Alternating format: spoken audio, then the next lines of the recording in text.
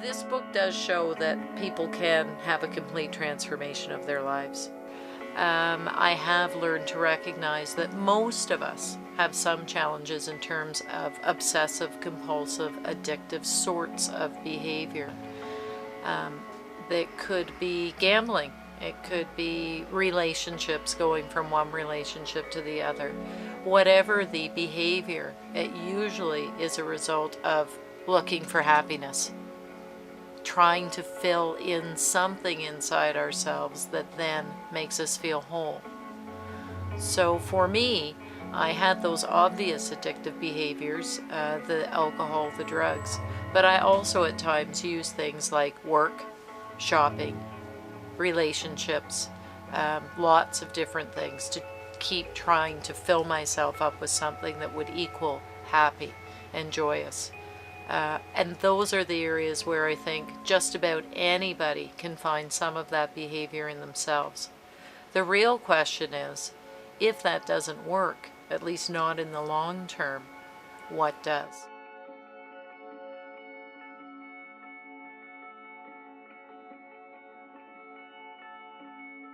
A friend I hadn't seen since high school. I got together with him and we had a dinner, and he asked me if I was happy.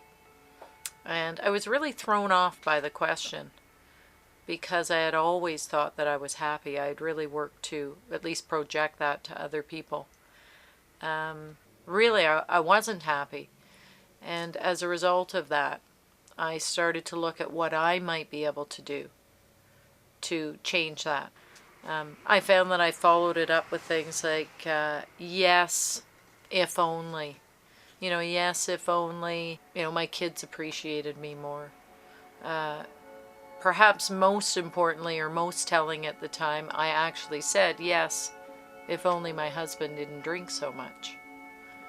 It's pretty much impossible to be truly happy in a circumstance like that. If I was going to improve my internal happiness, it wasn't going to be up to someone else, a change in circumstance, a change in anything external. It was going to be on how I chose to feel inside myself. When I started to write the book, I always wrote it from the perspective that I was hoping that I would help someone. It's not easy to be completely honest about a life that was really built on a lot of denial. Not many people are willing to tell this story. It's difficult to be as honest as I had to be to make this journey relevant to other people.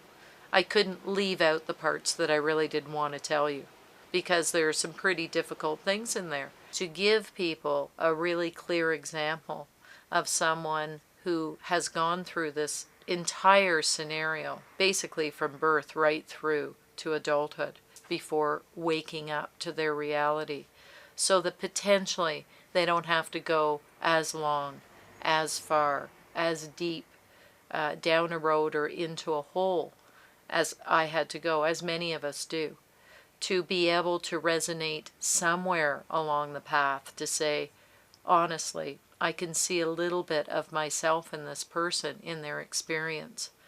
It does require honesty, and addicts are not honest people. They are in denial, hence they lie to themselves, so they quite easily can lie to other people because they believe what they're saying. This was part of my reasoning behind writing this book. Obviously, using alcohol and drugs, you're avoiding the most basic things, your own reality, your own feelings. It was not a simple journey to go on. There's no denying that it takes work, and it takes a desire to want to have something different. It takes a desire to really be unhappy with where you're at. Just accept that here we are today doing the best we can on the journey of life, and that we're all doing the best that we can in any given moment, and that we're all at different parts of the journey. This is just the reality, and that things can move forward and get a lot better. If I can encourage even one person to feel more hopeful, that there is a solution, that there is a way out, that there is a path for them, and that there's people there to help guide them, and, spirit in the universe to help guide them as well, then I will feel fulfilled in my mission of writing this book and of promoting it to others.